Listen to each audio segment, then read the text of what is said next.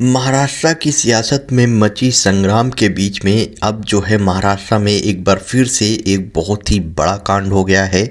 और इस कांड के बाद महाराष्ट्र की सियासत जो है एक बार फिर से पूरी तरह से गर्मा चुकी है। खास करके आदित्य ठाकरे ने अब कुछ ऐसा किया है जिसकी बात महाराष्ट्र की राजनीति जो है और भी ज़्यादा भयानक तरीके से गर्माती हुई नज़र आ रही है। जैसा कि आप सबको पता ही होगा, पिछले काफ़ी टाइम से जब से महाराष्ट्र में उद्धव ठाकरे की सरकार गिरी है, उसके बाद एकनाथ शिंदे और देवेंद्र फडणवीस को किसी न किसी बहाने आदित्य ठाकरे या उद्धव ठाकरे के द्वारा और साथ में एनसीपी और कांग्रेस के द्वारा घेरा जा रहा है। लेकिन अब इन्हीं सब चीज़ों के बीच में कुछ ऐसा हुआ है जिसकी वजह से पूरी तरह से एकनाथ शिंदे भी पूरी तरह से फंसते हुए नजर आ रहे हैं।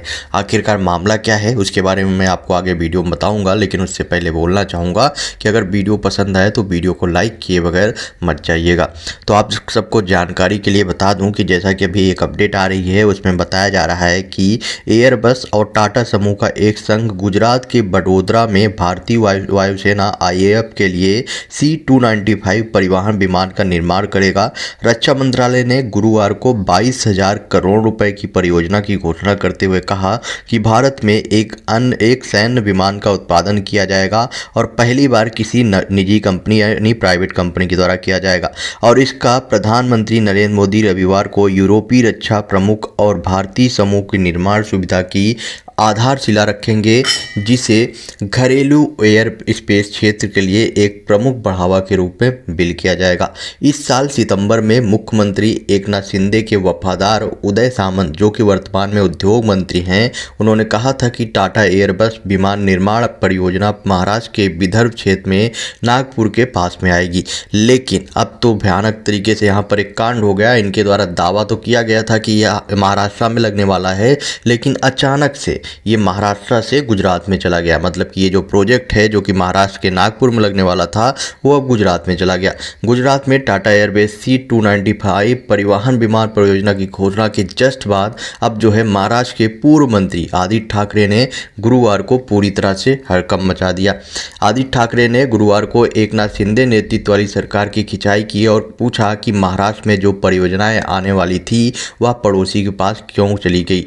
उन्होंने शिंदे सरकार पर राज्य की प्रगति के प्रति गंभीर नहीं होने का आरोप लगाया और राज्य के हितों की रक्षा में विफल होने के लिए इसकी आलोचना की। हालांकि महाराष्ट्र में सत्तारूढ़ भारतीय जनता पार्टी ने उनका यह कहते हुए प्रतिवाद किया कि पिछली महाविकास आघाड़ी एनडीए सरकार ने प्रस्तावित परियोजना का पालन करने के लिए कुछ भी नहीं किया, जिसकी वजह से ये सारे के सारे प्रोजेक्ट जो है हमारे यहाँ से छिन रहे हैं। सबसे बड़ी बात कि ये जो प्रोजेक्ट है वो चौथा प्रोजेक्ट है जो कि महाराष्ट्र में लगने वाला था, लेकिन वो महाराष्ट्र में नहीं लगा, गुजरात में चला गया।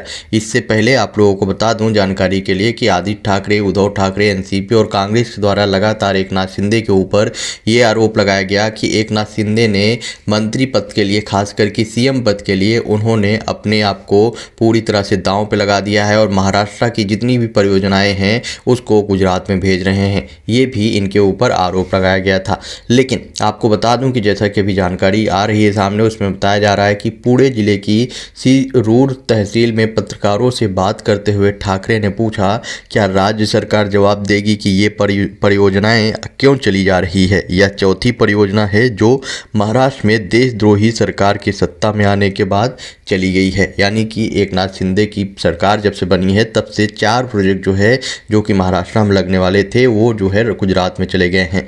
वो हमेशा दावा करते हैं कि उनके पास डबल इंजन वाली सरकार है, लेकिन केंद्र सरकार का एक इंजन भले ही काम कर रहा हो लेकिन राज्य सरकार का इंजन फेल हो गया है। ठाकरे भारी बारिश में किसानों को हुए नुकसान का जायजा लेने सिरूर में थे। उन्होंने कहा कि उनके पिता उद्धव ठाकरे के नेतृत्व वाली पिछली एनडीए सरकार महामारी के दौरान भी राज्य में निवेश लाने में कामयाब रही थी, लेकिन यह सरकार ऐसा करने में विफल रही। उनके द्वारा दावा किया गया कि महाराष्ट्र में उद्धव ठाकरे की जब तक सरकार थी उस टाइम इतना भयानक तरीके से कोविड-19 फैला हुआ था, महामारी का दौर था, लेकिन उसके बावजूद भी उद्धव ठाकरे गुट जो है वो कभी भी रोजगार लाने में विफल नहीं रहा और रोजगार जो है हमेशा लाता ही रहा। लेकिन एकनाथ शिंदे सरकार जब से बनी हुई है अभी 2 से 3 महीने भी नहीं हुए और इस 2 से 3 महीने के अंदर 4 प्रोजेक्ट जो कि महाराष्ट्र में लगने वाले थे, जो कि महाराष्ट्र के लोगों के लिए रोजगार साबित कर सकते थे, रोजगार दे सकते थे, वो सारे के सारे प्रोजेक्ट जो है महाराष्ट्र से छीन लिए गए हैं और ये सारे के सारे प्रोजेक्ट जो है सीधे सीधे गुजरात में भेज दिए गए हैं।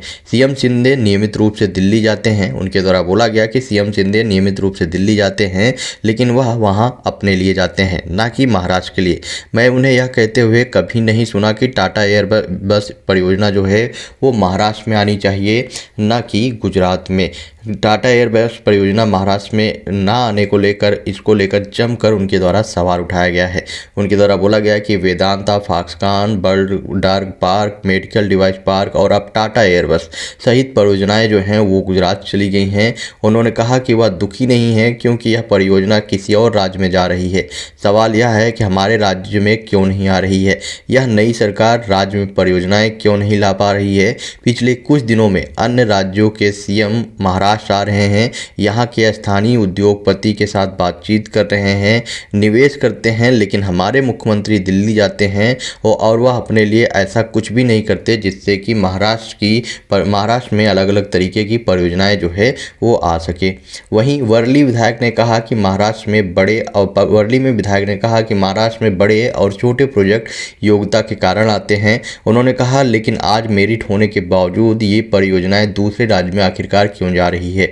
उनके कहने का ये मतलब था कि जो मेरिट है उस मेरिट में अभी महाराष्ट्र आ चुका है, लेकिन उसके बावजूद भी महाराष्ट्र में आखिरकार ये परियोजनाएं क्यों नहीं आ पा रही हैं, आखिरकार इसके पीछे का रीजन क्या है। अभी तक तो सब चीज़ें हो रही थी, लेकिन जब से एकनाथ शिंदे सरकार बनी उसके बाद ये सारी परियोजनाएं जो हैं वो गुजरात में क्यों जा रही है। वर्तमान राज्य सरकार के कारण महाराष्ट्र ने एक और परियोजना खो दी है। ठाकरे ने आरोप लगाया कि राज्य सरकार महाराष्ट्र की प्रगति को लेकर बिल्कुल भी गंभीर नहीं है। उन्होंने राज्य से तुरंत राज्य में सूखे घोषणा करने और किसानों को सहायता प्रदान करने को भी कहा है। उन्होंने सिरूर तहसील के मालथान गांव क्षेत्र में किसानों से मुलाकात की और भारी बारिश से हुई फसलों का जायजा लिया। उन्होंने कहा कि हमने नारा दिया है, या छोड़ दो, जिसका मतलब है राज्य सरकार को या तो किसानों की मदद करनी चाहिए या फिर इस्तीफा दे देना चाहिए।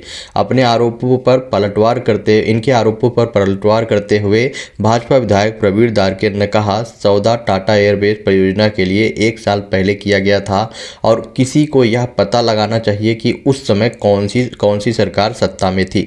पिछली सरकार ने इस पर कुछ नहीं किया, जिसकी वजह से ये सारी चीज़ें हो रही है। इनके द्वारा दावा किया गया कि ये प्रोजेक्ट की डील जो है 1 साल पहले हुआ था और उस टाइम जिसकी सरकार थी आप समझ सकते हैं। राज्य में परियोजना को सुविधाजनक बनाने के लिए केंद्र सरकार के साथ कोई पत्राचार नहीं है। विपक्ष को इस तरह के निराधार आरोप नहीं लगाने चाहिए। महाराष्ट्र भाजपा के मुख्य प्रवक्ता केशव उपाध्याय ने कहा, पीएम मोदी ने आत्मनिर्भर भारत की घोषणा की है, जिसके बाद एयरबस डिफेंस एंड स्पेस ने 56 से 295 मेगावाट परिवहन विमान की आपूर्ति के लिए समझौता किया है और इसे कैबिनेट द्वारा अनुमोदित किया गया है। सुरक्षा पर समिति ने इसको लेकर दावा किया। उन्होंने दावा किया कि पिछले साल 24 सितंबर को रक्षा मंत्रालय ने संबंधित उपकरणों के साथ विमान के अधिग्रहण के लिए Airbus defence and space SAS के लिए एक अनुबंध पर हस्ताक्षर किया था। इतना विकास के बावजूद तत्कालीन एनडीए सरकार ने केंद्र को एक भी पत्र नहीं भेजा। उस सरकार ने केंद्र सरकार के इस मुद्दे को पालन नहीं किया, मतलब कि इन्हीं के ऊपर सीधे सीधे सवाल खड़े कर दिए गए हैं। अब देखते हैं आने वाले टाइम पे इसको लेकर और क्या अपडेट आती है। लेकिन यहाँ पर एकनाथ शिंदे को सीधे सीधे आदित्य ठाकरे के द्वारा बोला गया है कि वो इस प्रोजेक्ट को लेकर महाराष्ट्र में जो है प्रोजेक्ट ना आए, इसको लेकर सीरियस नहीं है कि किसी तरह से प्रोजेक्ट को ले आना है। आपका क्या ओपिनियन है आदित्य ठाकरे के द्वारा लगाए गए आरोपों पर? आप अपना ओपिनियन कमेंट बॉक्स में बताएं और वीडियो ज़्यादा से ज़्यादा शेयर करें।